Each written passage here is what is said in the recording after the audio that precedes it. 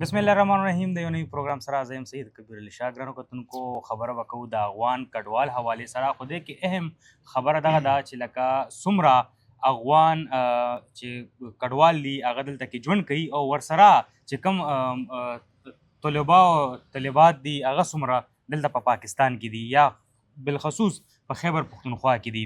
په دې باندې ما هم خبرې اترې کوو. ورسره یو اهم خبره چې د ودونو ده، ودونه ته متاثره دي. ودونه څومره متاثره دي په دې باندې ما هم خبرې اترې کوو. موږ سره د ټولو خبرو دپاره موجود دی سینیر صحافي او تجزیه‌کار ساجد ټکر صاحب. ټکر صاحب زه بیا پروګرام کې تاسو ته هرکلی وایم. ډېره مننه شاهجي، ستاسو مهرباني.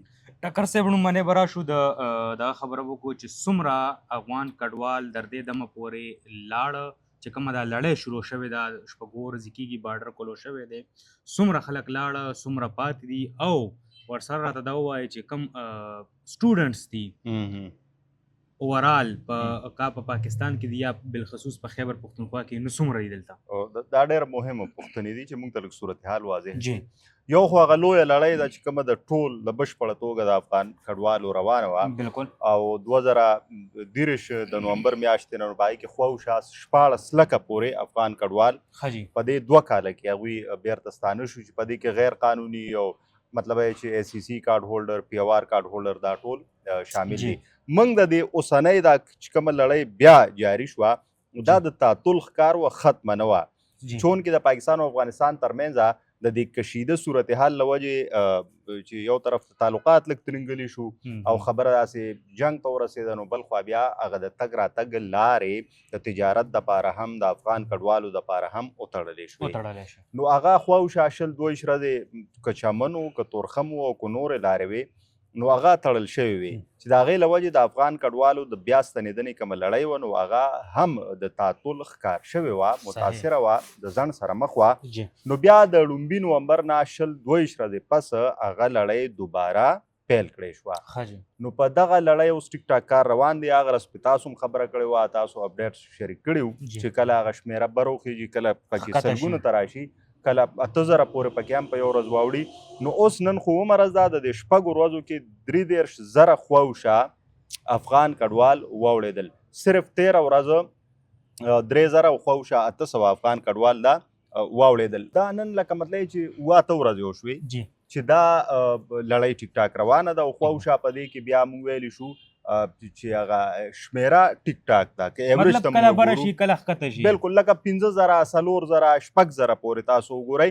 بلې یو ښه خبره ده چې په دې صورتحال کې هم دغه افغان کډوال چون کې روان دي لکه یو ځای کې د 40-50 کاله تېر کې نو خامخا ګیلې معنې هم بالکل خو هلته د پاکستان انتظامیې لخوا هلته په تورخم باندې په لنډي کوتل کې یو ځای بل ځای د دې کډوالو دپاره خاص انتظامات شوي دي چې هغوی ته ګورئ شاهجي ستاسو د پلیټ فارم داسې د دې نیوز چینلز او مطلب سوشل میډیا پلیټ فارم د دې دا فایده وګټئ چې مونږ د دې خلکو خبره وکړو چې دوی ته دا تکلیف دی لکه ډېر تکلیف و خلکو ته. بالکل جی نو ستاسو دا پلیټ فارم یو بل چې په هغې باندې یاره هلته کډوال دي، ماشومان دي، زنانه دي، نو بیا ګوره افریدي او شینواري دوی ورله خپلې حجرې ورکړې، ځایونه یې ورکړل.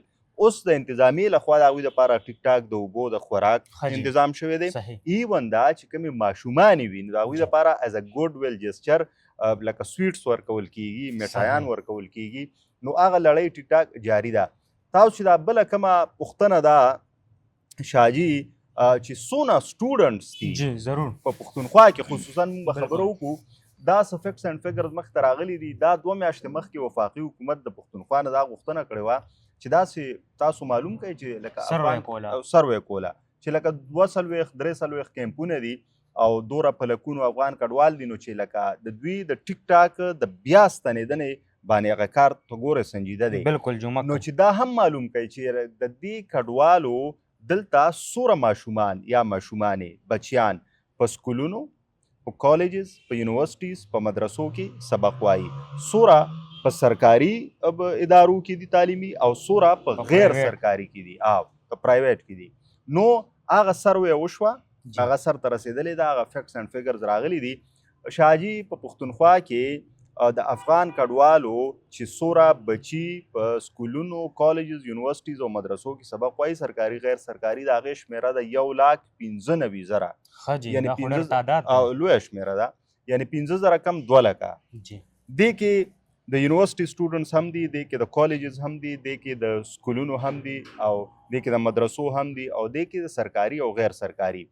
سرکاري شمیره دا 1 لک ده. ښه جي. لکه ګورئ چې څومره سرکاري سکولونه دي، مکتبونه، چې څومره کالجز دي، چې څومره پوهنتونونه دي، یونیورسټیز او مدرسې سرکاري چې کوم دي نو هغې کې 1 لک پورې دي. دا 95,000 په پرایویټ کې. ښه جي. په پرایویټ کې دا ماشومان د افغان کډوالو اوس به کېږي څه د هغې ټکر صاحب؟ نو چې کوم پروسیجر دی لکه جی. زیات تلیم دی، جی لکه په زرګونو داسې ماشومان وو چې هغوی سبقونه وې خارج شوي هم دي، نومونه جی. چې بس تلي دي به هغه لاړل، دا به ځي. لکه مطلب څه د پاتې کېدو څه چانس چې کم هغه یونیورسيټي سټوډنټ دي د هغوی دپاره څه یو خبره شوې ده. ښه جي. خو چې دا کم نور لکه سکولونو ماشومان دي او دغه دي نو دا خو به ځي. چې فیملی ځي نو دوی به ورسره ځي، دوی خو بیا یوازې اوسېدی نه شي. ټیک ده. ښه اوس دې کې داسې خبرې هم مخته راغلي دي. هغه ستاسو هم یو خبره کړې وه چې فیک CNICs خلکو جوړ کړي دي او جعلي ایگزیکټلی. نو په دې کې ځینې چې کوم ښه داسې هم نه ده چې صرف د رجسټر افغان کډوالو بچي دي بلکې د غیر رجسټرډ هم دي او د رجسټرډ هم دي. بیا پکې دا خبرونه هم مخته راغلي دي چې په دې کې ځینې د هغه خلکو بچي هم دي په سکولونو کې داخل شوي دي چې هغوی سره جعلي شناختي کارډونه دي که نه. نو دغه خبرونه پکې مخته راغلل. بهرحال څنګه چې تاسو پوښتنه وکړه چې د دوی به څه کېږي، دا خو ډېره لویه شمېره ده، وخوا سکولونه هم بند دي نو تعلیم شته دی او تعلیم شته دی هم نه. نو بهرحال لکه موږ چې ځو بورډ بازار ته لاړ شو، یو ځای بل ځای، تاسو لنډي کوتل تورخم ته ځئ، نو ګورئ د تعلیم دومره لوی اهمیت دی، ضرورت دی بالکل جی چې د مور او پلار سره د ډوډۍ غم نه وي. چېرته دا یې ونه وي چې یاره هلته به ډوډۍ وي که به نه وي. خو دا 2 خبرې ډېرې موږ په تسلسل سره د هغوی نه اورو، د ګیلې په توګه او د شکایت په توګه او د تکلیف په توګه، او هغوی سره یو فکر ملګری وي چې یاره هلته خو سکولونه بند دي، زموږ ماشومان به څه کوي، یاره هلته به روزګار وي که به نه وي. لکه تاسو وګورئ هلته روزګار ډېر ځپل شوی دی. بالکل صحیح ده. لکه مطلب چې انویسټمنټ نشته دی، د بار نه دغه نه راځي، تعلقات یې ټیک نه دي او په داسې کې بیا چا سره چې خپل قابلیت دی هغه هم نه پرېږدي. هغه هم نه پرېږدي. حقیقت ده نه چې تاسو ډېره مهمه خبره وکړه. نو څوک په داسې ملک کې پاتې شي چې هلته مستقبل مطلب چې د هغه د بچو روښانه نه وي، محفوظ نه وي. لکه نن سبا خو د ګرانۍ دور دی او د یو زغل دور دی. زما دا کوشش دی شاجي ستاسو د هر سړي چې هر زما بچیان خصوصا ماشومانې سبق وایي نو هلته په هغه ماشومانو ګوره ډېر ټیلنټډ، ډېر ذهین، ډېر قابل خلک دي. که دوی ته مواقع میلو شي، ګوره پښتانه قابل خلک دي، بلکې د سیمې موږ که ووایو د دې وسطي ایشیا او جنوبي ایشیا خلک تاسو وګورئ د دې ډاکټران په دنیا کې، په فرانس کې، په امریکا کې، په سیاست کې وګوره نیویارک دا سړی دا خو د دې جنوبي ایشیا دی که نه، ممداني، زهران ممداني. نو داسې په سیاست کې که وایې، که په طب کې وایې، که په لوبو کې وایې، نو دا ډېر تکړه خلک دي. خو هلته خو په دوی هره دروازه بنده ده.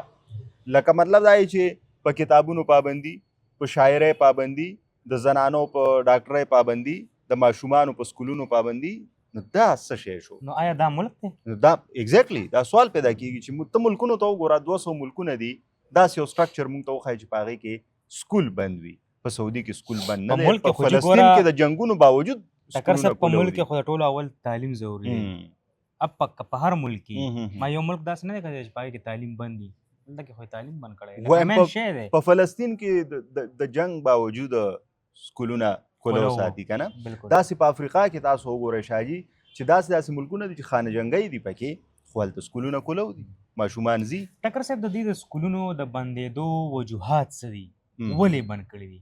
آیا چې کم هلته چارواکي ناست دي هغوی په خپله تعلیم یافته نه دي، پوهېږي نه چې سکول وایسته، ولې بند کړي دي؟ چې کومه په کم غرض دوی راغلي دي او کومه د دوی موټو ده او کومه ناره ده، نو دوی دا وایي چې دا زموږ د هغې نظام سره سمون نه خوري. چې نکه ماشومه جینۍ دا دی مطلب نظام سره دا سمون خوري چې د قلم په ځای ټوپک ورکړه. ټوپک لکه ته دا بیا سمون خوري؟ دا نه خوري، دا بالکل نه خوري. نه د هغې په قانون کې خو بیا سمون خوري که نه؟ او د هغې خو دې ته یې جوړوي که نه. ستا خبره صحیح ده چې مطلب دې ته یې جوړوي چې ته قلم اخلې نو ټوپک په لاس کې ورکوي. صحیح ده.